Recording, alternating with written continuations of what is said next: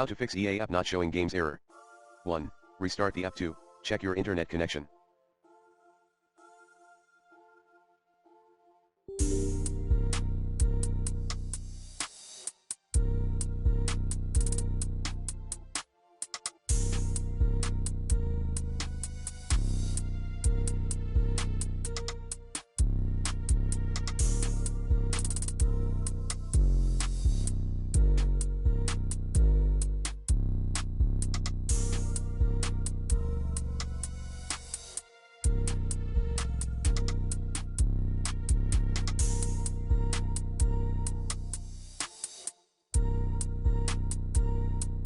Three.